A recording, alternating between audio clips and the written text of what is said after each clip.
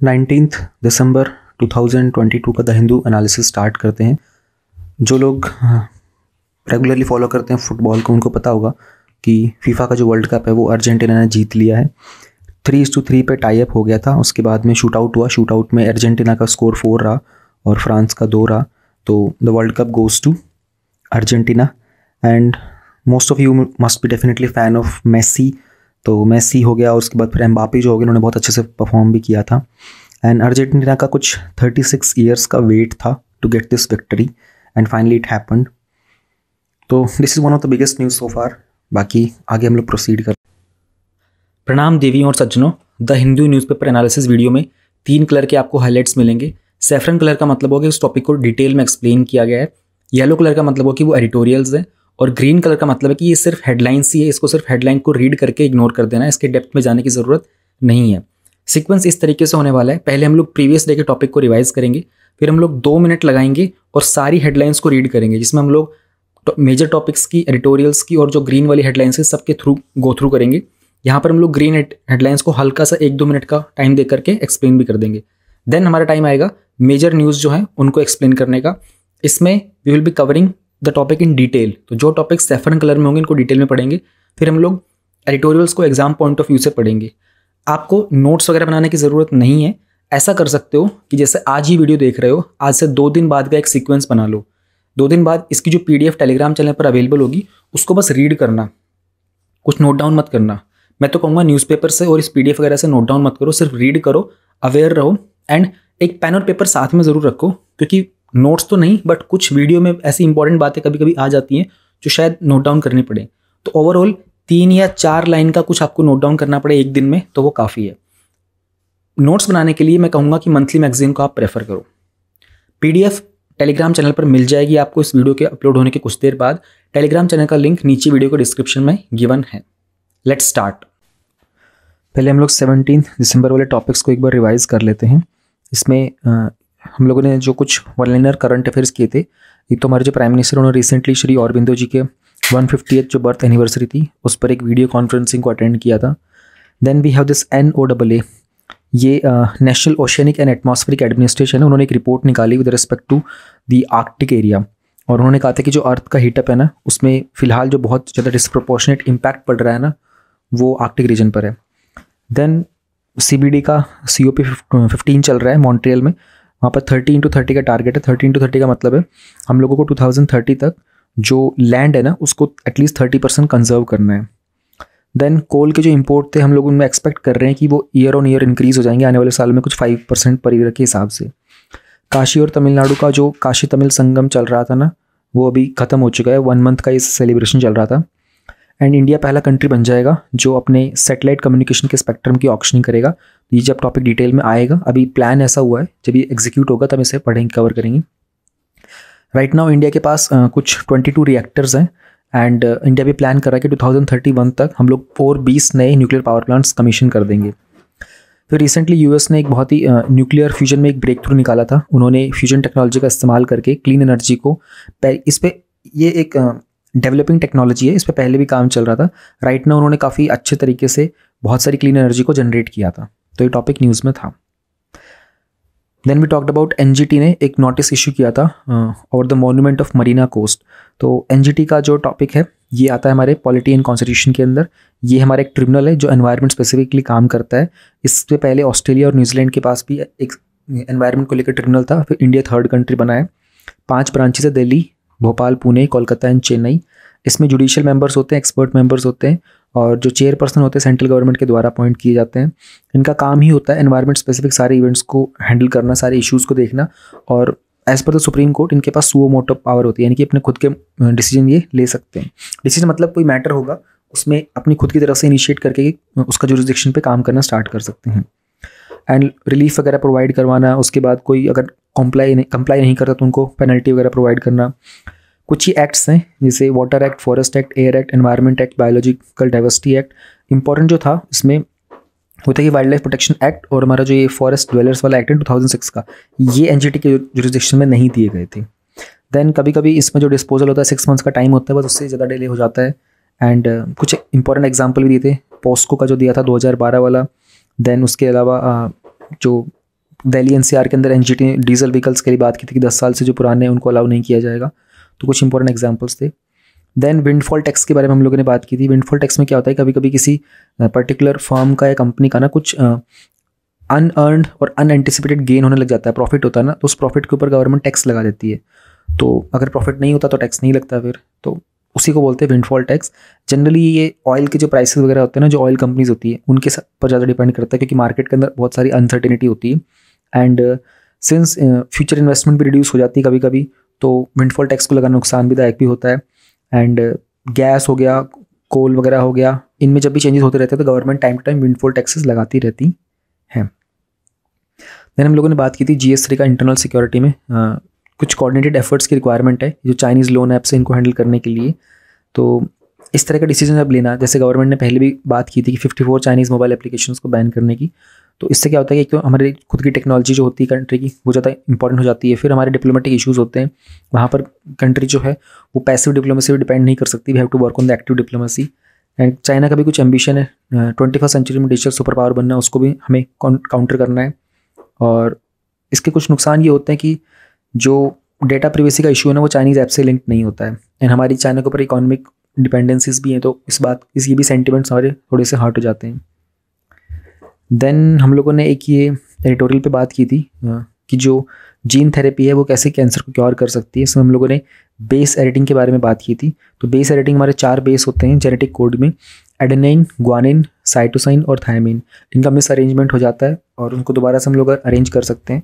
तो we talked about this की अलिसिया एक लड़की है, उसका रिसेंटली एक 13 ईयर्स ओल्ड की लड़की है, उसका एक कैंसर ट्रीटमेंट किया गया था। उसकी जो पहले चलने वाली कीमोथेरेपी थी और रेडिएशन थेरेपी वो फेल हो गई थी। तो as an experiment 1 out of 10 जो मतलब 10 लोगों के एक्सपेरिमेंट किए गए थे, इसके ऊपर ये बेस एडिटिंग वाला फार्मूला काम कर गया था। एंड इससे पहले जो टॉपिक बहुत न्यूज़ में रहता है क्रिस्पर Cas9 वाला, जो कि एक मॉलिक्यूल सीजर की तरह काम करता है, जहाँ पर वो हमारा जीन का ये जो डायग्राम दिख रहा है ना, ये Cas9 का किया होगा। ये जो आपको पर्सन दिखाई दे रहे हैं कार्टून पिक्चर में, ये Cas9 है, एक सीजर की तरह काम कर रहे हैं। ये इन्फेक्टेड इन्फॉर्मेशन को रिमूव कर देते हैं और इसमें प्रॉपरली जो अरेंज होता है ना उसको सेटअप कर देते हैं। तो this is how it works. And फिर हम लोगों ने बात की थी, एक एडिटोरियल था जिसमें केरला के जो यूनिवर्सिटी के लॉज के अमेंडमेंट बिल्स जो थे ये इंट्रोड्यूस किए गए थे। तो केरला में स्टेट असेंबली में बिल इंट्रोड्यूस किया गया था कि जो गवर्नर है उनको they should be removed from the position of chancellor of their state universities. उसको लेकर के उन्होंने पावर दी थी। उन्होंने कहा था कि हम लोग अपने खुद के अब चांसलर वगैरह सेटअप करेंगे, उनको 5 ईयर्स का टेन्योर देना चाहते हैं। प्रॉब्लम ये चल रही थी कि जो गवर्नर हैं केरला के, उनका और जो केरला की स्टेट गवर्नमेंट है उनकी आपस में काफ़ी टाइम से काफ़ी टेंस माहौल बना हुआ है वहाँ पर। एंड एक स्टेटमेंट भी आया था मिस्टर खान का, उन्होंने कहा था कि जो मिनिस्टर्स होते हैं they do not have the power to criticise the decisions also. And उन्होंने ये भी कहा था कि इसके कारण जो बेसिकली जो मिनिस्टर्स होते हैं they are appointed at the pleasure of governor, तो they are displeasing that thing. अब ये इस चीज़ के ऊपर स्टेट गवर्नमेंट जो है वो कुछ बिल पास करना चाह रही है एंड इस पर काम चल रहा है। देखते हैं सेंट्रल गवर्नमेंट का क्या रिस्पॉन्स आता है, सुप्रीम कोर्ट इस पर क्या स्टैंड लेता है। एंड स्टेट गवर्नमेंट जो है उनको थोड़ी सी फ्यूचर में अगर ये सक्सेसफुल हो जाता है प्रोजेक्ट अच्छे से, कोई और सुप्रीम कोर्ट का कोई ऑब्जेक्शन नहीं आता, क्योंकि यहाँ पर जो मुद्दा है ना वो बहुत हद तक फेडरलिज्म वाला होने वाला है, सेंटर स्टेट इश्यूज़ होने वाले हैं, 7 शेड्यूल के जो टॉपिक्स हैं उनके ऊपर बात उठने वाली है, और इवन गवर्नर की पावर्स पर और प्रेसिडेंट की पावर्स पर भी क्वेश्चन उठने वाले हैं इस टॉपिक से। तो विल सी, ये सारे के सारे टॉपिक्स से कनेक्टेड हैं, सेंटर स्टेट रिलेशंस, फेडरलिज्म का, 7 शेड्यूल जो है हमारे इंडियन कॉन्स्टिट्यूशन का, power of governor, power of president, ये सब कनेक्टेड सारे टॉपिक्स हैं इस छोटे से एडिटोरियल से। सो दिस वाज अबाउट 17 दिसंबर। अब हम लोग 19 दिसंबर वाला टॉपिक स्टार्ट करते हैं। हमारे पास एक टॉपिक है न्यूज़ में, citizenship path to be eased for the 6 minority groups from the 3 nations. ये 3 नेशंस कौन से हैं? पाकिस्तान, अफगानिस्तान और बांग्लादेश। और ये 6 माइनॉरिटीज़ कौन सी हैं? वही जो हमारे कॉमन माइनॉरिटीज चलते आते हैं, हिंदू, मुस्लिम, हिंदू, सिख, याद रखना पड़ेगा आप लोगों को, हिंदू, सिख, पारसी, क्रिश्चियन, जैन और बुद्धिस्ट। ये 6 माइनॉरिटीज़ हैं। इनके लिए थोड़ा पाथ को ईजी कर दिया गया है। Let us try to understand this topic. तो हुआ क्या है ना, होम मिनिस्ट्री ने पार्लियामेंट को रिसेंटली इन्फॉर्म किया कि दिसंबर 2021 से, है ना, और 2018 जो उससे पहले करते थे, प्रोबेबली पिछले 30 सालों के अंदर, 3 ईयर्स के अंदर गवर्नमेंट के पास ना कुछ 8000 के आसपास रिक्वेस्ट आई थी सिटीजनशिप की एप्लीकेशन की, और उसमें से 3000 लोगों को एप्लीकेशन ग्रांट की गई थी। अभी कौन लोग थे जिन्होंने एप्लीकेशन दी थी? ये थे पाकिस्तान की तरफ से जो माइनॉरिटीज़ हैं, यानी कि पाकिस्तान में रहने वाले हिंदू, पाकिस्तान में रहने वाले वो बुद्धिस्ट, जैन। तो पाकिस्तान, अफगानिस्तान और बांग्लादेश, इसके अंदर जो कम्युनिटी, जो रिलीजियस कम्युनिटी डोमिनेट करती है वो है मुस्लिम। वहाँ पर जो दूसरी कम्युनिटीज़ हो गई हैं, हिंदूज़ हो गए, जैन, सिख हो गए, ये लोग माइनॉरिटीज़ हैं।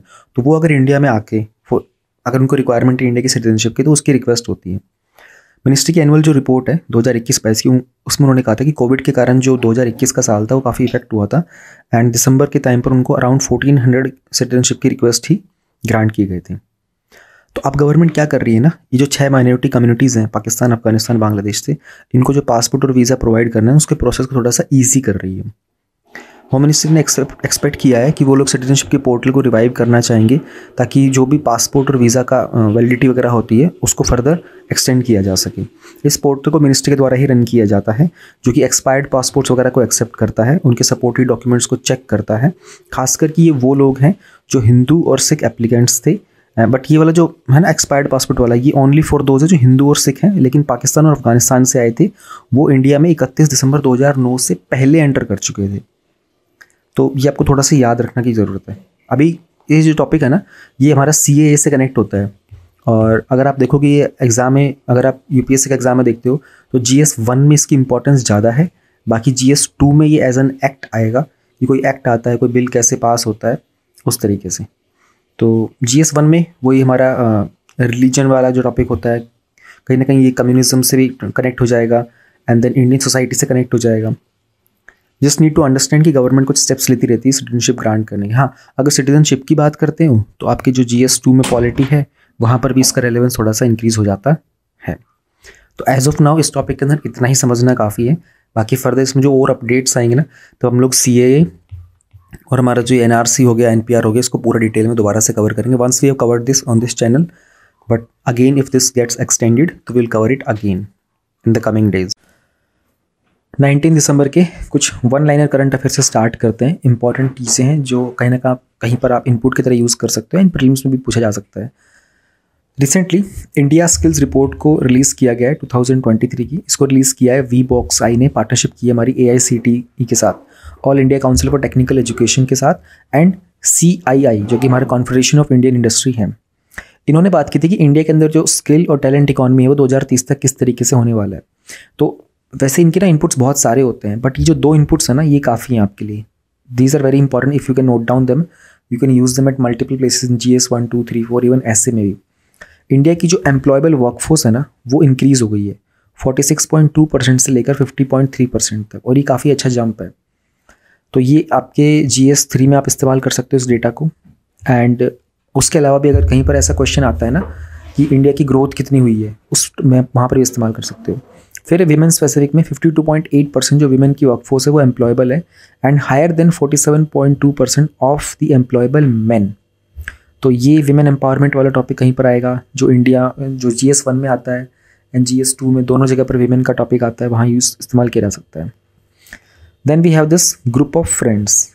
अब ये कंट्रीज़ के नाम याद रखने पड़ेंगे: India, Bangladesh, Egypt, France, Morocco and Nepal. इन्होंने accountability for the crimes against peace keepers.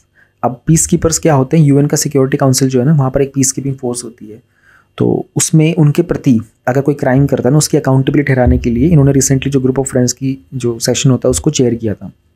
अब इनका एक राजनीतिक समझौता है, या फिर कह सकते हो कि इच्छा है, विल है कि ये कहीं ना कहीं इस तरह के प्रोविजंस जो है ना उनको इम्प्लीमेंट करना चाहते हैं।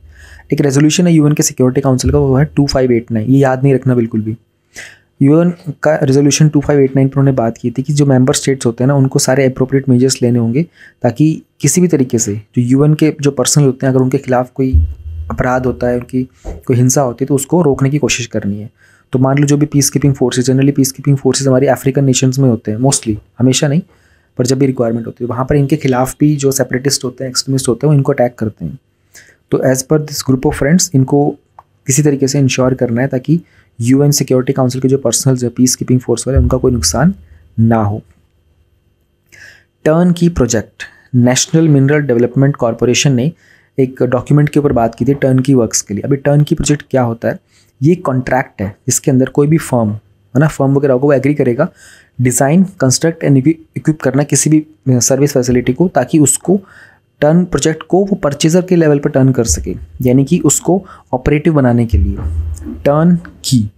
अब एक कॉन्ट्रैक्ट हो गया, कॉन्ट्रैक्ट मतलब यहाँ पर एक समझौता हो गया है कि भाई हम एक प्रोजेक्ट को अपने हाथ में ले लेंगे और उसको हम लोग फिर पूरे तरीके से ऑपरेशन बना करके रेडी करके आपको दे देंगे, ताकि आप उससे फिर अर्न कर सको, you can have the remuneration. तो ये इंटरनेशनल बिजनेस प्रोजेक्ट को कैरी आउट करने का भी एक तरीका होता है। इससे फ़ायदा क्या होगा, हमारा जो नेशनल मिनरल डेवलपमेंट कॉर्पोरेशन है ना, इनका काम होगा कि they will retain and comply with 4 axioms of the public procurement, यानी कि इनको कहीं ना कहीं कुछ चीज़ों पे फ़ायदा मिलेगा, जैसे कि ट्रांसपेरेंसी मिल जाएगी इस प्रोजेक्ट के थ्रू, इक्विटी मिल जाएगी, फेयरनेस पे काम होगा और कॉम्पिटिटिवनेस पे भी काम होगा। It's just an development. ये GS3 में इसकी रेलेवेंस ज़्यादा है। Definitely there can be a prelims question based on this की टर्न की प्रोजेक्ट जो है ये किस चीज़ से संबंधित है। तो you have to make sure कि मैन्युफैक्चरिंग, ऑपरेशंस और इकोनॉमी वाला जो सेक्टर है, बिजनेस वाला जो सेक्टर है ना, ये उससे कनेक्टेड है। Then we have this asset monetisation. Ministry of अब एसेट जो होते हैं ना, एसेट क्या होते हैं, जैसे अगर आप बैंक में पैसा डिपॉजिट करते हो ना, तो आपने जो पैसा बैंक के पास रख दिया है ना, वो आपका वो एसेट है, क्योंकि आपने अगर उसमें 1000 रुपीज़ डिपॉजिट किए हैं, देन आपको रेट ऑफ इंटरेस्ट के साथ वो हो सकता है कि 1060 रुपये मिलेंगे, डिपेंडिंग अपॉन कितना रेट ऑफ इंटरेस्ट है। तो ये आपके लिए एसेट है, क्योंकि आपने 1000 रुपये दिए थे और आपको थोड़ा सा इंक्रीज़ होकर के 60 रुपीज़ इंक्रीज़ होकर के 1060 मिलेंगे। बट ये जो अमाउंट आपका था ना, ये बैंक के लिए लाइबिलिटी बन जाता है। तो ministry of road transport and highways ने कहा था कि सो फार उन्होंने 14,000 करोड़ रुपए रेज किए बाय एसेट मोनेटाइजेशन।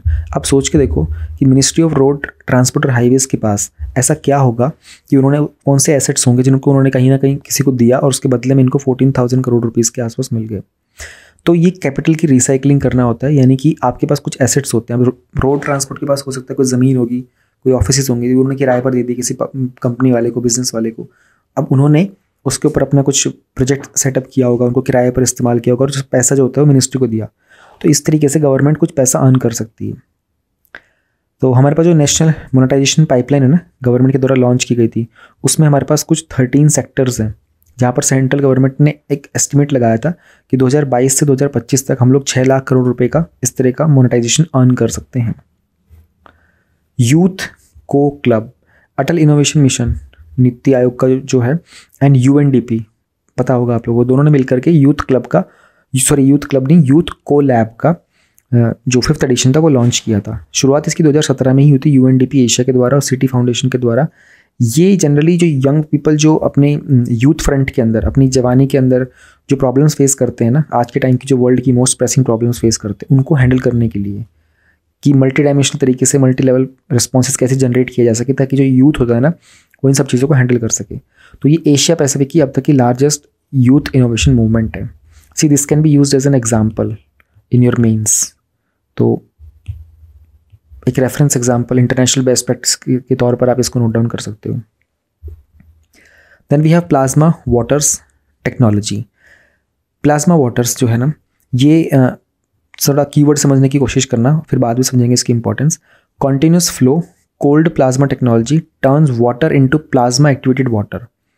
वाटर को प्लाज्मा एक्टिवेटेड वाटर में टर्न करने की टेक्नोलॉजी को बोला गया प्लाज्मा वाटर्स टेक्नोलॉजी। एक तरीके से ना ये ग्रोथ एनहेंसर है ना। अब इसका इंपॉर्टेंस क्या होता है ना, कि हमारे जो पेस्टिसाइड्स होते हैं ना, पेस्टिसाइड मतलब पेस्ट साइड जो वर्ड होता है ना, CID, इसका मतलब होता है टू किल। तो पेस्टिसाइड, हर्बिसाइड है ना, इंसेक्टिसाइड, स्यूसाइड, फंगीसाइड वगैरह जो होते हैं। तो जब ये हमारा जो पेस्टिसाइड होता है उसका काम होता है कि हमारे खेतों के अंदर फसल का जो पेस्ट होते हैं उनको मार देना। अब हमारे पास क्या होगा कि जो प्लाज्मा वाटर होता है ना, इस टेक्नोलॉजी का इस्तेमाल करके पानी को ना प्लाज्मा एक्टिवेटेड वाटर बना देते हैं। तो उससे बेनिफिट ये मिलेगा कि जो पेस्टिसाइड का इस्तेमाल करना होता था ना, उसको हम लोग उसका एक ऑल्टरनेटिव तौर पर निकल के आ जाएगा। प्लाज्मा वाटर से जो पेस्ट होंगे ना वो भी मारे जा सकते हैं। तो प्लांट की ग्रोथ अच्छी हो जाएगी, है ना, डिजीज़ को रेजिस्ट करना स्टार्ट करेगा, टॉलरेंस लेवल उसका स्ट्रेस को लेकर के इंक्रीज़ हो जाएगा, क्रॉप की लॉन्जेटिविटी ज़्यादा हो जाएगी। अब देखो ये आप कहाँ पर यूज़ कर सकते हो, GS3 में ना आपका एग्रीकल्चर सेक्शन होता है ना, वहाँ पर आप बता सकते हो कि we can use plasma water technology to save our crops, है ना। अब देखो ऐसे छोटे छोटे एग्जाम्पल होते हैं, ये होता है innovative ideas. There have been questions in the past in the UPSC mains exam, जहाँ पर उन्होंने कुछ जगह पर पूछा कि आप इनोवेटिव आइडियाज़ बताओ। तो वो ये चीज़ें होती हैं। यूजीसी कमीशन ने कुछ गाइडलाइंस निकाली थी फॉर ट्रेनिंग द टीचर्स। अब ये ड्राफ्ट है, ड्राफ्ट का मतलब कि अभी ये एक तरीके का कह सकते हो नमूना है, इसको स्टेक होल्डर्स को प्रेजेंट किया जाता है, उनके ओपिनियन पूछे जाते हैं उनसे। तो जो फैकल्टी मेंबर्स हैं उनको IKS में इंडियन नॉलेज सिस्टम के थ्रू, जैसे कि वैदिक मैथमेटिक्स हो गया, इंडियन इकोनॉमिक हिस्ट्री पढ़ाना, महाभारत से, है ना, इन सब से लोगों को, टीचर्स को नॉलेज दी जाएगी। उसके लिए उन्होंने कुछ गाइडलाइंस निकाली थी। अब हमारी जो नेशनल एजुकेशन पॉलिसी 2020 की थी, जो कि आपको पता होनी चाहिए, बहुत बार यूज़ करनी है आपको आने वाले एग्जाम में। अगर आप 2030 तक भी एग्ज़ाम में देने की इच्छा रखते हो ना, तब भी आपको नेशनल एजुकेशन पॉलिसी के बारे में पता होना चाहिए। तो ये जो इंडियन नॉलेज सिस्टम की गाइडलाइंस है ना, ये ट्रेनिंग मॉड्यूल्स का पार्ट रहने वाली अंडर PMMNMTT। फुल फॉर्म है Pandit Madan Mohan Malviya national mission on teachers training. अब जो मदन मोहन मालवीय जी है ना, ये हमारे जो इंडियन नेशनल मूवमेंट थी ना 1947 से पहले वाली, उसमें इनका बहुत ही महत्वपूर्ण योगदान था। इनके ऊपर आपको पूरा का पूरा टॉपिक वैसे पढ़ना पड़ता है, बिकॉज इनका नाम शायद एक बार आ चुका है प्रीलिम्स के एग्जाम में पहले। तो ट्रेनिंग मॉड्यूल जो है वो उनके नाम के ऊपर एक मिशन बनाया हुआ है, उसके थ्रू किया जाता है। इसको हम लोग मालवीय मिशन भी बोलते हैं। तो इंडियन नॉलेज सिस्टम हमारी मिनिस्ट्री ऑफ एजुकेशन का ही एक डिवीजन है, जहाँ पर कोऑर्डिनेशन के साथ इस तरह की नॉलेज को इम्पार्ट किया जाता है। देन एक कन्वेंशन हुआ था on the means of prohibiting and preventing the illicit मतलब हो गया इलीगल तरीके से import, export and the transfer of ownership of cultural property. तो तमिलनाडु की जो पुलिस है ना, उन्होंने रिसेंटली जो हमारा नटराज आइडल है ना फ्रांस में, उसका ऑक्शनिंग को रोका था। और उन्होंने इस बात पर थोड़ा जोर दिया था कि जो यूनेस्को का कन्वेंशन है 1970 का, उसके तहत इसको लौटाया जाए।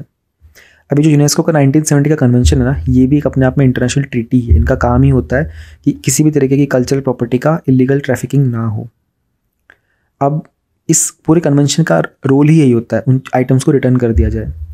तो 1972 में इसकी शुरुआत हुई थी। 143 कंट्रीज़ ने इंडिया को मिलाकर के इसको रेटिफाई भी किया हुआ है।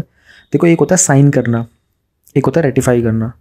तो जब कोई कन्वेंशन को साइन किया जाता है ना, उसका मतलब होता है कि the country is showing interest. ठीक है, कंट्री उसके कुछ चीज़ों को फॉलो कर रही है, कुछ इंस्ट्रक्शंस को, और कंट्री अपने ऊपर एक्सपेरिमेंट कर रही है क्या इस कन्वेंशन को पूरे तरीके से रेटिफाई करना चाहते हैं नहीं। वंस दे रेटिफाई, अब आपको इस पर्टिकुलर कन्वेंशन के सारे जो रूल्स एंड रेगुलेशंस होते हैं उनको you are bound to follow them now. आपके ऊपर वो चीज़ें बाइंडिंग हो जाती हैं। तो साइन किया हुआ और रेटिफाई किया हुआ, दोनों में थोड़ा डिफरेंस होता है, प्लीज़ इनको याद रखिएगा। तो this was about the Tamil Nadu का जो आइडोल मूर्ति थी नटराज की, उसके बारे में। एक सॉवरेन गोल्ड बॉन्ड स्कीम है 2022-23 की। तो आरबीआई ने कुछ सॉवरेन गोल्ड बॉन्ड की स्कीम के कुछ 2 ट्रांच रिलीज़ किए थे। दिसंबर में सीरीज़ 3 है और मार्च में सीरीज़ 4। ओके, इसकी शुरुआत तो एक्चुअली 2015 में ही हो गई थी अंडर गोल्ड मोनेटाइजेशन स्कीम के अंदर। एंड ये आरबीआई के द्वारा ही इशू किए जाते हैं जो बॉन्ड होते हैं, तो on the behalf of government. देखो, गवर्नमेंट के बिहाफ के ऊपर जो भी चीज़ें इशू की जाती है ना, वो एक्चुअली करता आरबीआई, क्योंकि आरबीआई क्या है, एक तो बैंकर्स का भी बैंक है। ये भी एक बार स्टेटमेंट आ चुका है आपके प्रीलिम्स में, bankers last resort to the banks करके आया था। RBI is the last resort to banks. और गवर्नमेंट का भी बैंक आरबीआई है, तो गवर्नमेंट की तरफ से जो भी ऐसा काम करना होगा वो आरबीआई करेगा। अब इसका फिक्स इंटरेस्ट रेट रहेगा इस बॉन्ड का 2.5% पर एनम, जो कि आप सेमी एनुअली पे कर सकते हो। इतना तो जाने की ज़रूरत नहीं है। 8 ईयर का टेन्योर है एग्जिट ऑप्शन का। Tradable at stock exchange, can be use as collateral for loans. Actually इस तरह की चीज़ों में ये क्वेश्चन आते हैं कि क्या जो जनरल जो आपका क्वेश्चन आएगा कि क्या जो म्यूचुअल फंड्स होते हैं can they be use as collateral for loans. अब बॉन्ड क्या होता है, अगर आपको थोड़ा बहुत पता हो तो ये टॉपिक समझने में ज़्यादा दिक्कत नहीं होगी। अगर आप बिगिनर हो तो देखो, अगर गवर्नमेंट जो है ना वो बॉन्ड निकालेगी, ठीक है, गवर्नमेंट क्या बोलेगी, हमको पैसा चाहिए। कितना चाहिए, मान लो गवर्नमेंट को 1000 करोड़ चाहिए, है ना, तो गवर्नमेंट क्या करेगी, बॉन्ड्स निकालेगी आरबीआई के थ्रू। बॉन्ड का मतलब क्या होता है, एक्चुअली एक पेपर होता है, पेपर के ऊपर ना सब कुछ लिखा होता है प्रूफ के तौर पर कि इतना टाइम से पैसा लिया जाएगा, इतने दिनों में लौटाया जाएगा, इतना रेट ऑफ इंटरेस्ट होगा। इस पेपर को ही बोलते हैं एक्चुअली बॉन्ड। तो ये एक इंस्ट्रूमेंट होता है। एंड अब गवर्नमेंट को ना ये बॉन्ड मार्केट में निकालती है, तो हो सकता है कोई कंपनी वाला होगा, है ना, वो गवर्नमेंट का बॉन्ड खरीद लेगा। उसको दिखाई देगा कि अच्छा 1000 करोड़ है ना, और क्या कहते हैं 2.5% पे 2.5% पे दे रहा है ना, तो यानी कि अगर वो 1000 रुपये देता है गवर्नमेंट को, तो गवर्नमेंट उसको 1 साल के अंदर 1025 रुपये लौटाएगी। और गवर्नमेंट एक्चुअल मांग रही है 1000 करोड़। तो ये पर्सन यहाँ पे कैलकुलेशन करता है कि भाई इसका 2 लाख बनेगा, 25 लाख बनेगा, 2 करोड़ 50 लाख, जो भी बनेगा वो उस तरीके से कैलकुलेशन करता है। तो ये होता है बॉन्ड वाला, गवर्नमेंट वाला, है ना, क्योंकि गवर्नमेंट को भी कभी कभी पैसा चाहिए होता है, तो गवर्नमेंट पब्लिक से उठा भी सकती है बॉन्ड के तौर पर। गवर्नमेंट के जो बॉन्ड्स होते हैं ना ये बहुत सिक्योर होते हैं, क्योंकि उस व्यक्ति को पता है कि यार मैं 1000 रुपये दे रहा हूँ ना गवर्नमेंट को, सरकार के पास मेरा पैसा जा रहा है, सरकार का पैसा डूबने के चांसेस कम होते हैं। बट नुकसान ये होता है 2.5% का रिटर्न मिल रहा है, तो कितनी अर्निंग हो जाएगी। प्राइवेट कंपनीज भी अपने अपने बॉन्ड रिलीज़ करती हैं, उनमें क्या होता है कि रेट ऑफ इंटरेस्ट बहुत हाई होता है, 10% भी हो सकता है, 25% भी हो सकता है, 15% भी हो सकता है, डिपेंड अपॉन उन्हें कितने वैल्यूएशन पर वो बॉन्ड को सेल करने की इच्छा रखी है। Then we have this last one liner, 5 eyes intelligence alliance. इसमें ऑस्ट्रेलिया है, कनाडा है, न्यूजीलैंड है, यूके है और यूएस है। ये आपको याद रखना है कौन सी कंट्रीज। इस तरह के क्वेश्चंस आए हैं रिपीटेडली पहले। तो जनरली वर्ल्ड वॉर 2 के टाइम्स पर में ना ये कुछ इनफॉर्मल सीक्रेट मीटिंग्स करते थे, है ना। तो ब्रिटिश और अमेरिकन कुछ कोड ब्रेकर्स थे, तब से उन्होंने 5 आइज का इंटेलिजेंस अलायंस बना लिया था। एंड शुरुआत तो वही हुई थी जब से यूएस ने फॉर्मली वॉर में एंटर किया था। फिर 1941 के टाइम पर अटलांटिक चार्टर आया था। उनका विजन था कि पोस्ट वॉर वर्ल्ड के ऊपर एक इंटेलिजेंस को लेकर एक अलायंस रखा जाएगा। अभी 5 कंट्रीज़ क्या करती हैं, 5 आइज़ 5 आँखें क्या करेंगी, बस निगरानी रखती हैं, इंटेलिजेंस शेयरिंग करते हैं। इतना ही आपको जानना है। इसमें इंपॉर्टेंट जो आपके लिए है ना वो इन कंट्रीज़ के नाम याद रखना है, ऑस्ट्रेलिया, कनाडा, न्यूजीलैंड। देखो ऑस्ट्रेलिया न्यूजीलैंड तो पड़ोसी हो गए, ठीक है जी। और यूएस यूके का नाम कॉमन सा दिख रहा है, यूनाइटेड, बच गया एक कनाडा बीच में। तो यूएस और कनाडा भी पड़ोसी हो गए, फिर यहाँ से ऑस्ट्रेलिया और न्यूजीलैंड भी पड़ोसी हो गए, और यहाँ से हमारा आ गया यूके।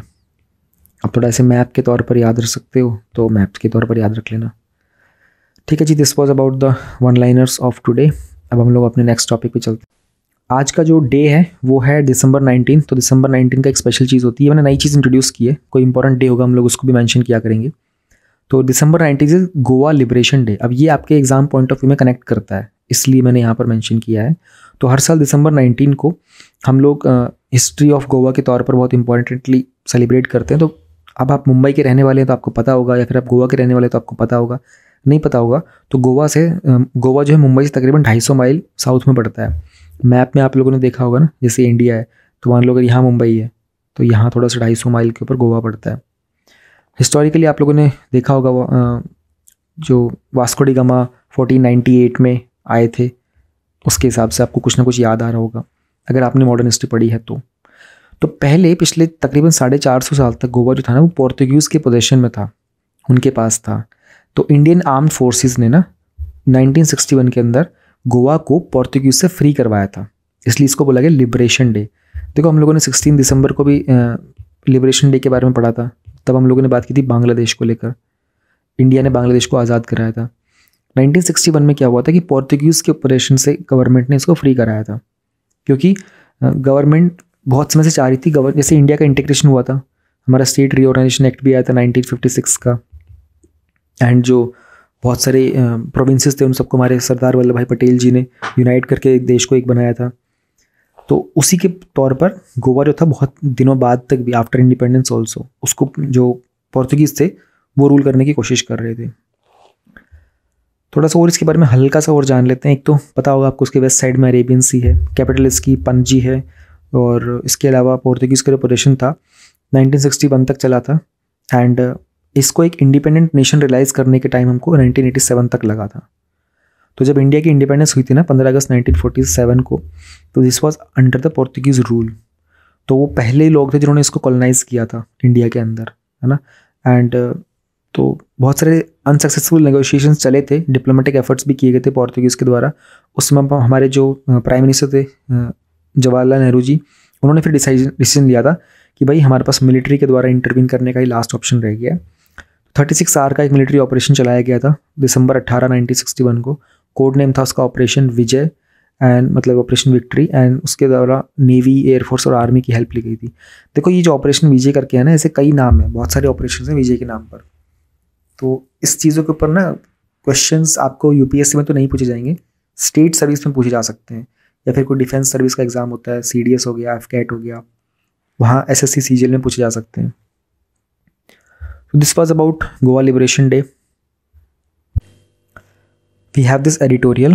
ये एडिटोरियल का टाइटल है is the RTI act fulfilling it's purpose. तो आरटीआई एक्ट के बारे में थोड़ा सा जानेंगे, उसका पर्पस क्या था उसके बारे में जानेंगे, कुछ क्वेश्चंस एंड आंसर्स हैं, एक तरीके का डिस्कशन टाइप है ये। GS2 में इसकी इंपॉर्टेंस है, इंडियन पॉलिटी एंड कॉन्स्टिट्यूशन में राइट टू इन्फॉर्मेशन। एंड इसमें कॉन्वर्सेशन जो है, that conversation is happening between Anjali Bhardwaj, she is the co convener of national campaign for people's right to information, and Saurabh Das who is also a transparency activist. थोड़ा सा आप लोगों को शायद ब्लर दिख रहा होगा क्योंकि ये हाईलाइट करके ना फिर स्क्रीनशॉट लेकर के आपको PDF में मिल जाएगा, बट मैं कोशिश करूँगा कि थोड़ा जूम करूँ ताकि आपको कीवर्ड्स दिख जाए अच्छे से। अब RTI का जो एक्ट था वो पार्लियामेंट में 2005 में आया था। अब आप लोग जो इस वीडियो को देख रहे हो अभी, मोस्ट आई थिंक सब लोग अपने 20s में ही हो, शायद कोई अपने 30s में होगा, बट ऑलमोस्ट सब लोग 20s में ही है। तो आप लोग बहुत बच्चे होंगे, हम सब लोग ही बच्चे थे, me you we all were. तो इसका एम ये था कि जो सिटीजन्स होते हैं ना, इनको गवर्नमेंट के कुछ ऐसे रिकॉर्ड्स का एक्सेस दे देना जिनका पहले एक्सेस नहीं हुआ करता था, और वो दोनों सेंट्रल गवर्नमेंट भी और वो स्टेट गवर्नमेंट भी। इससे फ़ायदा क्या होता था ना कि जो हमारे एक्टिविस्ट वगैरह जो होते हैं खास करके, है ना, उनको कुछ बेनिफिट मिल जाता है, उनको इन्फॉर्मेशन मिल जाती है। उससे हमारी ट्रांसपेरेंसी, हमारी अकाउंटेबिलिटी, इंटेग्रिटी, है ना, और ये सब चीज़ें इम्प्रूव होना स्टार्ट हो जाती है। तो ये डिस्कशन किया गया है सोनिका जी के द्वारा, अंजलि भारद्वाज, सौरभ दास के द्वारा कि किस तरीके से ये जो एक्ट है क्या ये अभी काम कर रहा है, और फिर कुछ सजेशंस के ऊपर भी बात करेंगे क्या इसको और बेहतर किया जा सकता है। Let us try to understand. तो क्वेश्चन है from Sonika, she is asking is the RTI act fulfilling its purpose. अपना जो मकसद है उसको पूरा कर रहा है या नहीं कर रहा है। तो अंजलि रिस्पॉन्ड्स कि ये one of the most empowering legislation है। एम्पावरिंग मतलब सशक्तिकरण वाला, लेजिस्लेशन मतलब कानून, क्योंकि this is the one law जिसके कारण गवर्नमेंट के ऊपर एक कुछ ऑब्लिगेशन, कुछ जिम्मेदारियां आ जाती है कि कैसे वो एक टाइम बाउंड मैनर के अंदर रिस्पॉन्ड करेंगे to get information. See the act is all about information, है ना। अब इसके कारण जो बैलेंस ऑफ पावर था ना पहले, वो थोड़ा सा टिल्ट हो गया in the favour of those governed, यानी कि गवर्नमेंट तो गवर्न करती है ना, गवर्नमेंट का काम होता है गवर्न करना, और किसको? सिटीजन्स को। Citizens are those who are being governed. तो अब जो ये पावर थी ना पहले तो ये सेंट्रल गवर्नमेंट की तरफ ज़्यादा थी, सेंट्रल गवर्नमेंट कह लो, स्टेट गवर्नमेंट कह लो, मतलब रूलिंग गवर्नमेंट के पास थी। अब ये जो थे ना, अब ये जो बैलेंस ऑफ पावर है थोड़ा सा जो गवर्न यानी कि सिटीजन्स की तरफ झुक गई है। तो इस देश के जो स्ट्रेंथ है, जो पॉपुलेशन है, अगर हम लोग बात करते हैं दैट इज़ 1.3 बिलियन ना, 130 करोड़ की हम लोग बात करते हैं, बट 140 करोड़ के आसपास अभी हमारी पॉपुलेशन चल रही है। तो लोगों को उनके अधिकार, जो उनके राइट्स होते हैं, उनके जो हक होते हैं, वो बहुत बार डिनाई कर दिए जाते हैं। उन चीज़ों के बारे में पता लगाना, है ना। जैसे फॉर एग्जांपल दिया गया है, किसी का कोई राशन का होता है, किसी को पेंशन मिलनी होती है ना, किसी को सरकारी हॉस्पिटल से दवाइयाँ मिलनी होती है, स्कूल्स में एजुकेशन का कुछ प्रोग्राम होता है। तो अब via RTI application they can definitely approach these institutions and they very often they do get the information, मतलब कि मोस्टली उनको इन्फॉर्मेशन मिल जाती है। और हम लोगों ने ये भी ऑब्जर्व किया था, जो majority of RTI applications file की जाती है ना, ये उन लोगों के द्वारा की जाती है जिनके बेसिक राइट्स और एंटाइटलमेंट्स जो है ना, वो उन तक पूरे तरीके से पहुंचाए नहीं जा रहे होते हैं। तो इसने बहुत हद तक अपने पर्पज़ को फुलफिल किया है। फिर ऑफिस जो होते हैं ना, उनको अकाउंटेबल ठहराना, यानी कि उनकी जवाबदेही रखना। तो इस मामले में RTI का जो लॉ है ना, बहुत सक्सेसफुल भी रहा है। एंड ये पता चल जाता है कि जो टैक्स पेयर का जो पैसा जा रहा होता है ना, वो एक्चुअल में जा कहाँ पे रहा है। ये भी फ़ायदा मिलता है हमको RTI एक्ट से।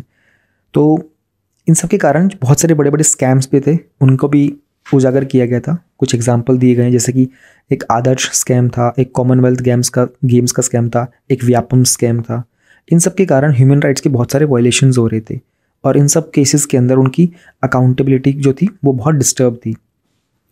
तो इसी बात पर सौरभ दास ने भी कुछ अपने पॉइंट्स सामने रखे हैं। तो उन्होंने कहा कि हाँ, कुछ एक्सटेंट तक येस, ये जो एक्ट था ना, ये बहुत इफेक्टिव भी रहा है, डिस्पाइट कि बहुत सारे अटेम्प्ट्स किए गए थे इसकी एफिशिएंसी को डाइल्यूट करने के लिए। क्योंकि ये जो पूरा का पूरा एक्ट था ना, ये पीपल्स मूवमेंट से निकल के आया था। तो ये जो पीपल्स की मूवमेंट थी ना, ये एक्चुअल में राजस्थान में स्टार्ट हुई थी। वहाँ पर गवर्नमेंट के ऊपर थोड़ा प्रेशर डाला गया था कि कुछ इन्फॉर्मेशन को शेयर किया जाए, तो वहाँ से पीपल्स मूवमेंट से निकल के आया था ये। अब लेकिन क्या होता है ना कि कभी कभी जो ब्यूरोक्रेट्सी में जो लोग होते हैं, basically those who respond to all these RTI questions ना, वो कभी कभी 2 बार सोचते हैं RTI की क्वेरी का रिप्लाई करने के लिए, क्योंकि वो डिपेंड करता है कि किस सीरियसनेस के साथ वो क्वेश्चन पूछा गया है ना। एंड बहुत सारे जो प्रॉब्लम आती है ना, वो आती है लोगों को कि लोगों को अवेयरनेस ही नहीं है। There are many people who have no idea कि RTI एक्ट जैसा कुछ एग्जिस्ट करता है। वो गवर्नमेंट से इन्फॉर्मेशन निकलवा सकते हैं, है ना। इसलिए इसका वाइड स्प्रेड अडॉप्शन नहीं हो पा रहा है, ज़्यादातर लोग इसको अपना नहीं पा रहे हैं।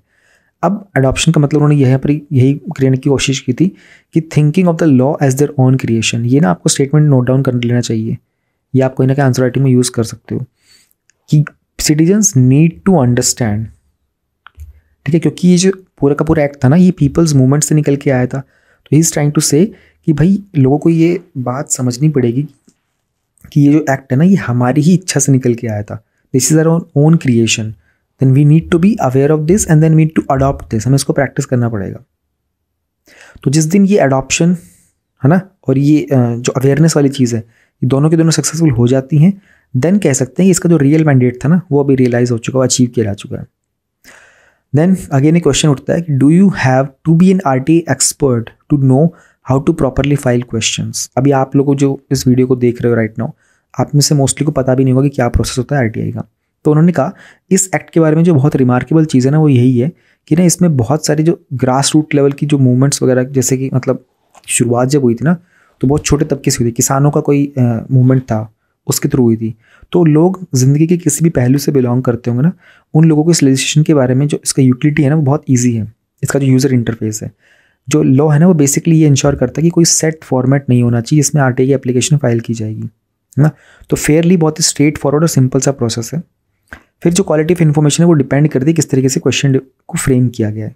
तो हमारी जो रिसर्च थी उसके थ्रू ये पता चला है कि बहुत ही लार्ज परसेंटेज के अंदर RTI की एप्लीकेशन फाइल की जाती है पुअरेस्ट लोगों के द्वारा और मार्जिनलाइज सेक्शंस के द्वारा भी। यूजुअली वो किस बारे में बातें करेंगे, अपने बेसिक राइट्स और अपने एंटाइटलमेंट्स के बारे में, जैसे हम लोगों ने यहाँ पर देखा था। अपने राशन के बारे में बात करेंगे, अपनी पेंशन नहीं आ रही होगी किसी की दवाई आनी थी हॉस्पिटल से, वो नहीं आई होगी, किसी के बच्चे का सरकारी स्कूल में एडमिशन होगा फ्री वाला, उनके बारे में पता करने के लिए। तो कोई व्यक्ति जो अपने राशन कार्ड के बारे में पूछेगा ना कि उसका भाई राशन कार्ड बना है या नहीं बना है, तो बहुत फेयर सा सिंपल सा क्वेश्चन है ना। और इन लोगों को बिना किसी कोई ट्रेनिंग नहीं चाहिए होती सवाल पूछने के लिए, लेकिन कभी कभी कुछ कॉम्प्लेक्स इन्फॉर्मेशन निकलवानी पड़ती है गवर्नमेंट से, है ना। जैसे करप्शन के बारे में कोई सवाल कोई पूछेगा गवर्नमेंट से, किसी लार्ज स्कैम की इन्फॉर्मेशन होगी, है ना, किसी के लॉ या ह्यूमन राइट्स का वॉयलेशन हो रहा है, उस पर सवाल किए जाएंगे, तब बात बन जाती है कि उसको बहुत डिटेल में रिप्लाई करना पड़ता है। यहाँ पर एक्सपर्टीज़ की रिक्वायरमेंट होती है। इवन क्वेश्चन को फ्रेम करने के लिए यहाँ पर आपको एक्सपर्टीज़ की रिक्वायरमेंट है। तो सो फार उन्होंने ये कहा कि ये जो एक्ट है ना, ये बहुत ईजी बनाया गया है, ताकि अब उन्होंने बोला ये ना कि मोस्टली जो पुअर लोग होते हैं ना, वही फाइल करते हैं, उनको सिंपल सा आंसर मिल भी जाता है। The beauty of this act is it's simplicity. जितना सरल ये रखा गया है ना, ये इसकी खूबसूरती है, इसका एक बहुत बड़ा सिग्निफिकेंस है, एक इंपॉर्टेंट पॉइंट है। बट फॉर एग्जाम्पल जैसे हाई कोर्ट हो गया ना, अगर आप हाई कोर्ट में जाओगे इन्फॉर्मेशन कोई निकलवाने के लिए हाई कोर्ट के थ्रू, देन इसके लिए बहुत एक पर्टिकुलर फॉर्म होता है ना, जहाँ से आपको इन्फॉर्मेशन निकालनी पड़ती है। अगर आप एक एप्लीकेशन डालोगे ओडिशा के अंदर ना, तो उनका एक पर्टिकुलर फॉर्मेट होता है फाइलिंग करने का। इसके कारण जो होता है ना, रूल होता है, इसमें लोगों के लिए थोड़ी सी हिंड्रेंस क्रिएट हो जाती है। वो कहना ये चाह रहा है, कुछ लोगों के लिए डिपेंड करता है आपका क्वेश्चन क्या है। अगर आप बड़े लेवल का क्वेश्चन पूछ रहे हो तो आपको कुछ प्रोसेस फॉलो करने पड़ेंगे। कोर्ट में आप नॉर्मल से एप्लीकेशन लिख के नहीं जा सकते, उन्होंने कुछ परफॉर्मेंस बनाए हुए हैं, वो फॉर्मेट्स हैं, आप वो फॉर्मेट लोगे, उसमें आप अपना क्वेश्चन फ्रेम करते हो। देन उन्होंने कहा कि there are some states where you can only file an RTI application within 150 words. जैसे कि स्पेशली जहाँ पर फॉर बेनिफिट ऑफ, बट यहाँ पर प्रॉब्लम आ जाती है वो उन लोगों के लिए जिनको एजुकेशन नहीं मिली हो, ठीक है। जैसे ट्विटर की अगर हम बात करते हैं, ट्विटर के ऊपर ना बहुत कम स्पेस होता है टाइप करने का, you can not write the whole paragraph there, कुछ चंद शब्दों में आपको अपनी बात कहनी पड़ती है। तो people who are like netizens, उनको पता होता है छोटे शब्दों में कैसे बात करनी है। सिमिलरली वो यहाँ पर कहना चाह रहे हैं कि कुछ ऐसे स्टेट्स है जहाँ पर 150 वर्ड्स के अंदर ही आपको क्वेश्चन पूछना होता है। तो जो लोग पढ़े लिखे नहीं होते ना, उनको अपने जो बात होती है उसको कम शब्दों में एक्सप्रेस कर पाना बड़ा मुश्किल हो जाता है। Then the question comes कि is this RTI ensuring transparency between the citizen and the government as it was intended to do? इसकी जो मंशा थी वो यही थी कि क्या ट्रांसपेरेंसी हो, पारदर्शिता होगी सिटीजन्स के बीच में और गवर्नमेंट के बीच में।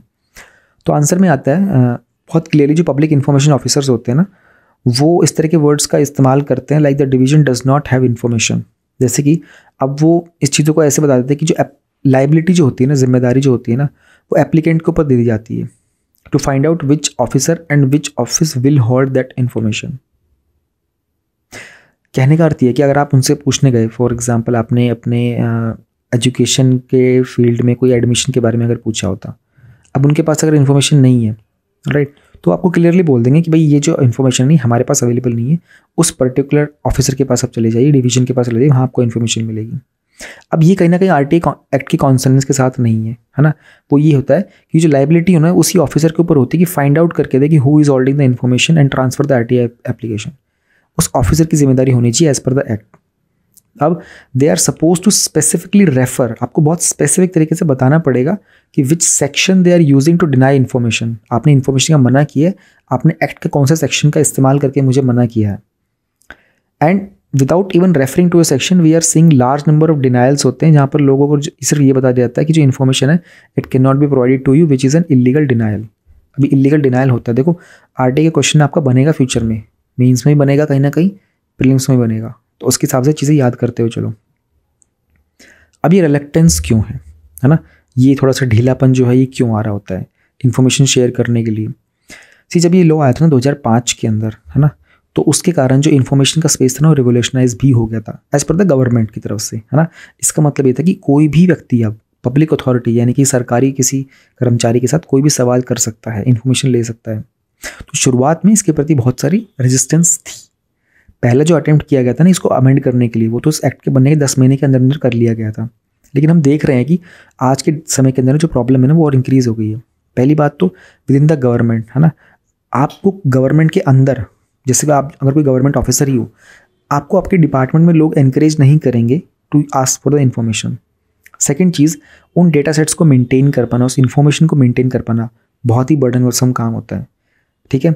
एंड उस इन्फॉर्मेशन को पब्लिक डोमेन में रखना अपने आप में बहुत बड़ी प्रॉब्लम हो जाती है। जैसे कि कोविड-19 का एग्जांपल ले लिया गया जहाँ पर गवर्नमेंट ने बहुत सारे लोगों से पूछा था, गवर्नमेंट से बहुत सारे लोग सवाल पूछ रहे थे with respect to lack of oxygen, है ना, नंबर ऑफ माइग्रेंट वर्कर्स, ठीक है। उन सब पे गवर्नमेंट ने कहा था हमारे पास डेटा ही नहीं है। 2021 का सेंसस तो हुआ भी नहीं है और गवर्नमेंट अब ये भी कह रही है कि उसको इनडेफिनेटली पोस्टपोन कर दिया गया है। अब ये सेंसस जो था ना, सेंसस अपने आप में पूरा का पूरा डेटा का सोर्स है। तो अगर गवर्नमेंट डेटा कलेक्ट नहीं करेगी, है ना, उसको पब्लिकली पुट आउट नहीं करेगी तो लोगों का राइट टू इन्फॉर्मेशन जो है ना वो बहुत रिस्ट्रिक्ट हो जाएगा कहीं ना कहीं। अब ये अब देखते तो लार्ज स्केल के ऊपर डिनायल ऑफ इन्फॉर्मेशन है। तो बहुत सारे अटेम्प्ट्स किए गए थे गवर्नमेंट के द्वारा इस लॉ को अमेंड करने के लिए। एंड हर एक केस में जहाँ भी इसको प्रपोज किया गया था जो भी अमेंडमेंट, तो उसमें कहा था कि जो नोटिंग्स होंगी ना, to say that file notings will not be part of the right of information, और it was to say that political parties will be left out. यानी कि उन्होंने कहा जब भी अमेंडमेंट की बात हुई थी ना तो इस तरह के सवाल उठे थे कि क्या पॉलिटिकल पार्टीज़ को इसका पार्ट होना चाहिए, क्या नहीं होना चाहिए।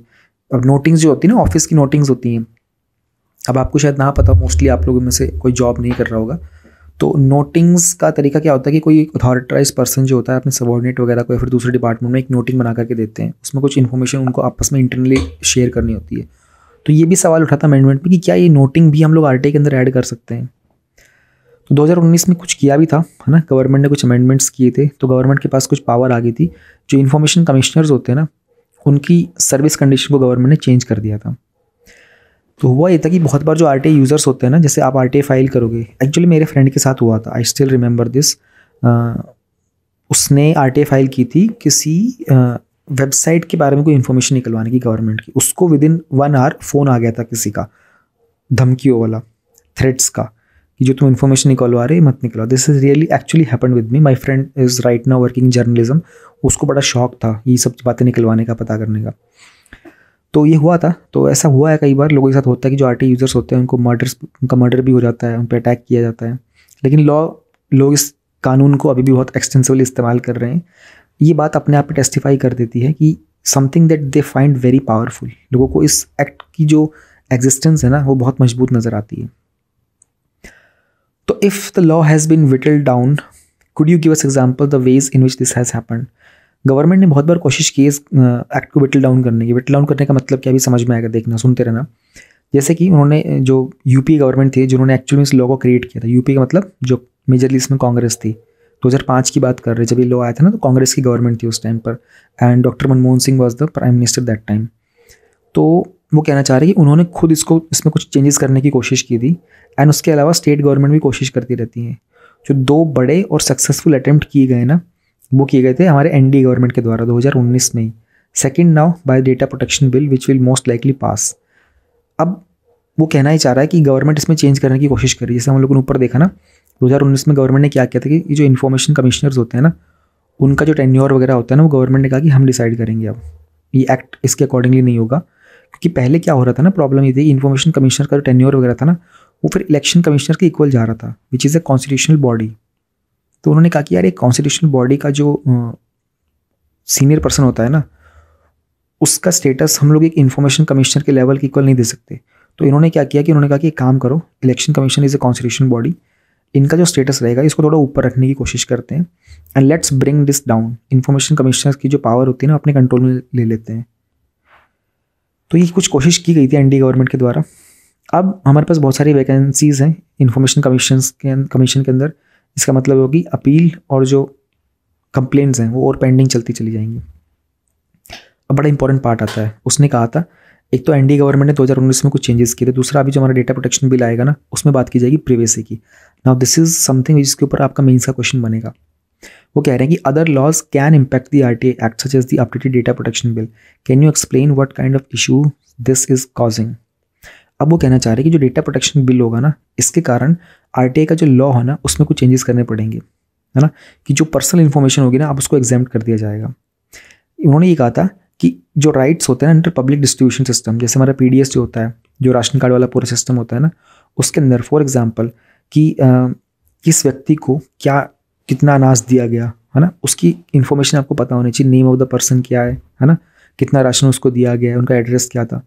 अब उसके कारण क्या होता है, जब उसकी सोशल एडिटिंग होती है ना तो गवर्नमेंट के ऊपर प्रेशर आ जाता है ना, किसको अकाउंटेबल ठहराना है। अब ये चीज़ें आती हैं हमारी प्रिवेसी के अंदर, ठीक है, और ये चीज़ आ रही थी पहले आरटीआई के अंदर भी।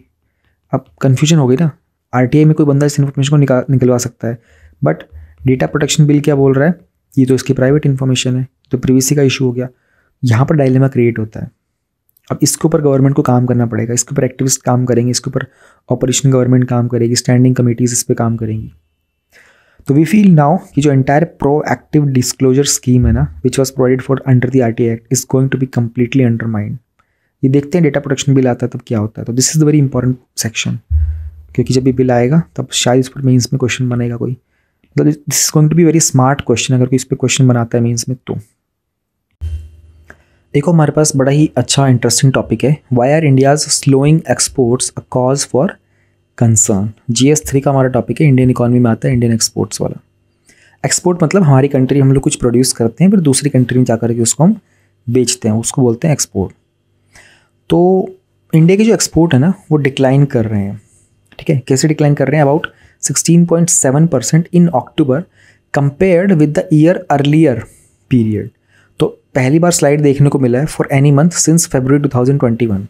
अब फरवरी 2021 से और फेब 2021 से आप लोग अक्टूबर 2022 की बात कर लो, तो हमारे पास ऑलमोस्ट 22 महीने हो गए, 20-22 महीने की बात कर लो, हाँ, तो यानी कि 1.5 साल से ऊपर की बात कर लो। 1.5 साल तक हमारा जो एक्सपोर्ट था वो सही चल रहा था, बट सडनली वो डिक्लाइन देखने को मिल रहा है। अब क्यों?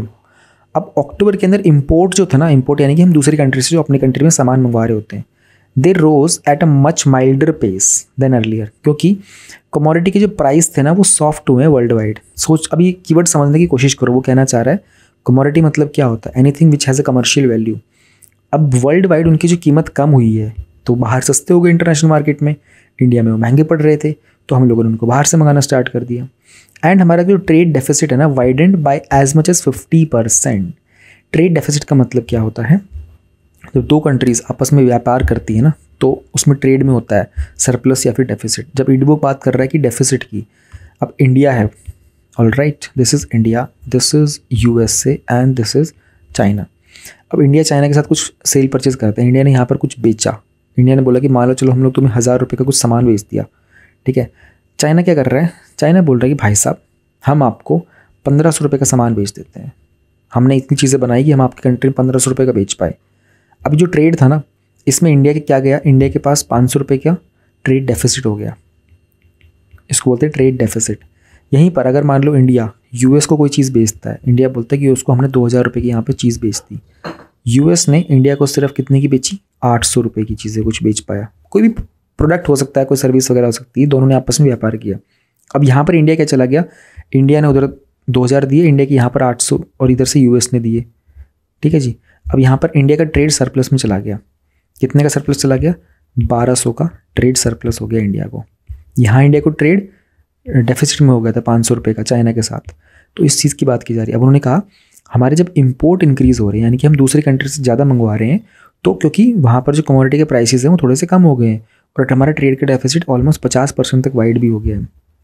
अभी जो एक्सपोर्ट का सेक्टर है ना, how is the export sector faring? Engineering के जो गुड्स होते हैं, आप सोच के देखो इंजीनियरिंग के कौन से गुड्स हो सकते हैं, not very difficult to explain, है ना। ये इंडिया का जो एक्सपोर्ट गुड्स का जो एक्सपोर्ट था ना रिसेंट ईयर्स के अंदर, है ना, इसने हमारे एक स्ट्रॉन्ग शोल्डर प्रोवाइड किया है ना। रिसेंट ईयर्स में ये स्लिड कर गया 21% तक। ओके, स्ट्रॉन्ग शोल्डर प्रोवाइड किया बट ये स्लिड कर गया। Engineering export promotion council of India का है, उसके चेयरमैन है अरुण गरुड़िया जी। उन्होंने कहा कि जो स्लो डाउन हुआ है ना, ये हुआ because of high inflation in the developed regions. Developed regions की बात करो, कौन से कंट्री डेवलप्ड रीजन में आएंगे?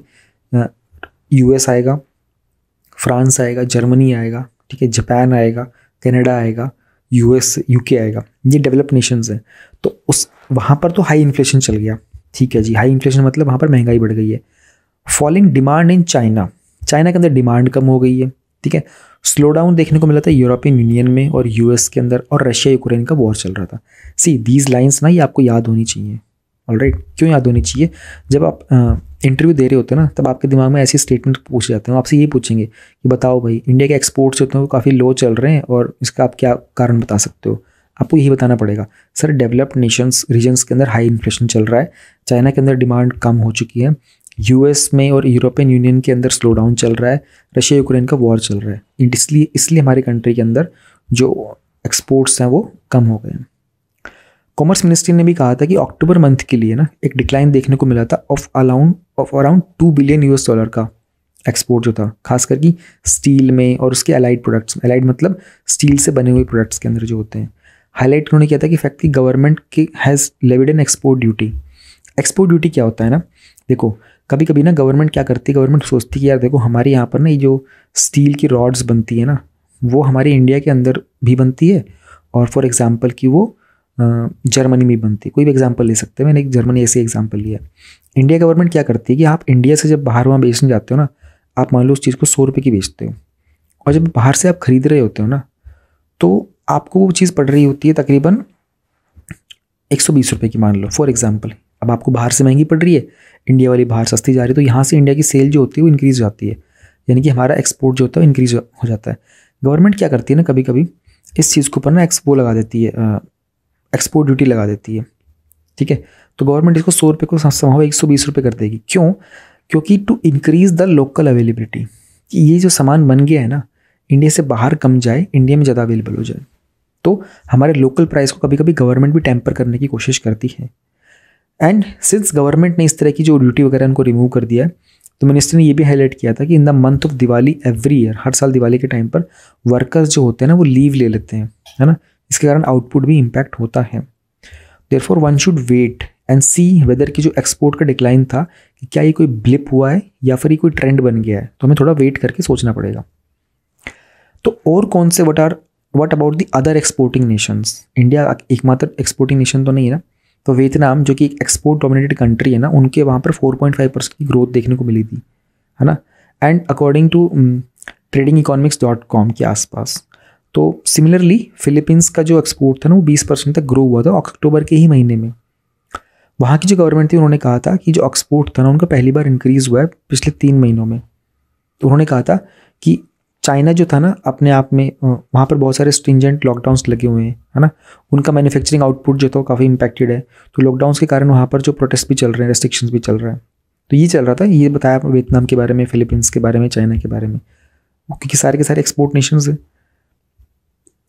तो is the domestic demands enough? अब हमारी ना मंथली फाइनेंस मिनिस्ट्री की जो रिव्यू होता है, तो और अक्टूबर मंथ का जो रिव्यू होता है उन्होंने कहा था कि हाँ slowing export scenario but emphasises that domestic demand will carry through. उन्होंने कहा कि हमारे यहाँ से एक्सपोर्ट जो बाहर जा रहा होता है वो कम हो रहा है, ये बात जायज़ है, हम समझते हैं, लेकिन जो हमारी इंटरनल डिमांड है ना कंट्री के अंदर की, वो इन चीज़ों को बैलेंस कर देगी। तो उन्होंने कहा था कि जो ग्लोबल लेवल पर स्लो डाउन हो रहा है ना, वो इसलिए हो रहा है क्योंकि इन्फ्लेशन है, बाहर महंगाई बढ़ रही है ना। बोरो करने की जो कॉस्ट होती है, जो पैसा बोरो करना होता है उसकी कॉस्ट बढ़ रही है, यानी कि आप 100 रुपये किसी से बोरो करना चाहोगे तो आपको रिटर्न में वो 120 मांगेगा, 130 मांगेगा, पहले शायद 105 मांगते होंगे। तो ये कॉस्ट बढ़ गई है बोरोइंग की। जियोपॉलिटिकल टेंशन चल रहे हैं, रशिया यूक्रेन का चल रहा है, यूएस का चाइना का चलता है, चाइना ताइवान वाला चल रहा होता है ना। और local demand as being resilient, plus उन्होंने ये भी कहा था कि it expects a re invigorated investment cycle which will spur growth and job creation in the coming days. आने वाले दिनों में इन्वेस्टमेंट इंक्रीज हो जाएगी और हमारा जो ये साइकिल है पूरा से दोबारा स्टार्ट हो जाएगा, तो जॉब्स भी और क्रिएट होंगी। इंटरेस्टिंगली मिनिस्ट्री ने ये भी कहा कि इन्फ्लेशन जो है ना has been driven up more by the local factors. हमारे कुछ खुद के लोकल फैक्टर के कारण इन्फ्लेशन बढ़ रहा है, महंगाई बढ़ रही है। तो हम ये नहीं कह सकते कि बाहर की कंट्रीज़ के कारण, इंपोर्टेड रीजंस नहीं, हमारे अपने लोकल रीजंस हैं।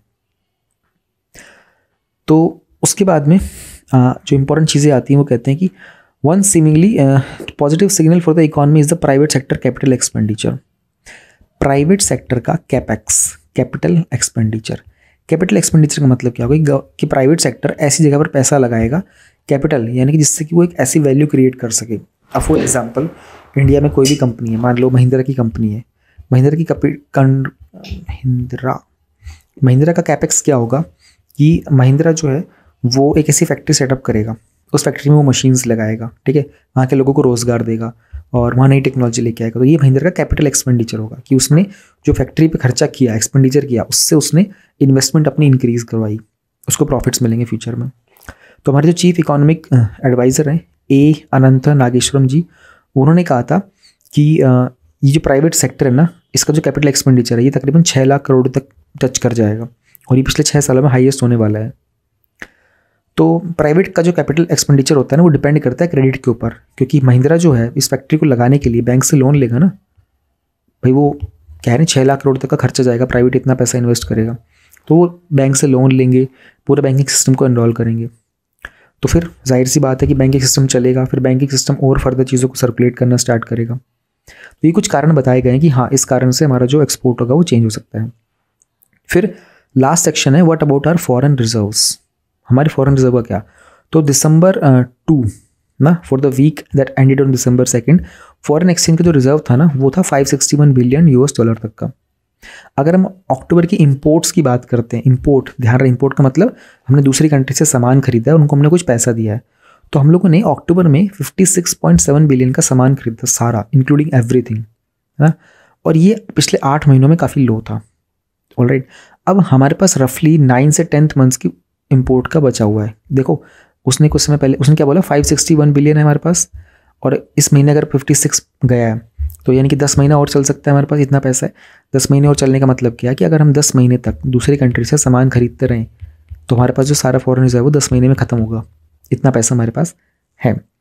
जनरली हमारे पास क्या होता है ना, पैंडेमिक के दौरान तो इंडस्ट्रीज़ बंद थी, सप्लाई चेन सिस्टम पूरा का पूरा बंद हो गया था, तो हमारे पास यही फॉरेन रिजर्व जो था ये 14 से 15 मंथ तक का था, क्योंकि उस टाइम पे ना सर्विस सेक्टर बहुत काम कर रहा था, तो चीज़ें ऑनलाइन काम कर पा रही थी, और सर्विस सेक्टर में इंडिया की स्ट्रेंथ है ही हमारे पास। मोस्टली वर्ल्ड की आईटी इंडस्ट्रीज़ को तो हमारे इंडियंस ही रूल कर रहे हैं। हाउएवर इकोनॉमिस्ट को ऐसा लगता है कि this isn't as bad as 2013 का। 2013 में इससे भी बुरा समय आया था, जहाँ पर जो फॉरेन इन्वेस्टर्स थे ना उन्होंने अपना पैसा निकालना स्टार्ट कर दिया था फाइनेंशियल मार्केट से। उस समय पर हमारे पास 7 मंथ से भी कम का इंपोर्ट कवर बचा हुआ था। इंपोर्ट कवर ये वही है अभी जो हमारे पास 9 से 10 मंथ का है ना इंपोर्ट कवर, कि हमारे पास रिजर्व में इतना पैसा है कि हम अगले इतने महीने तक इंपोर्ट कवर कर सकते हैं।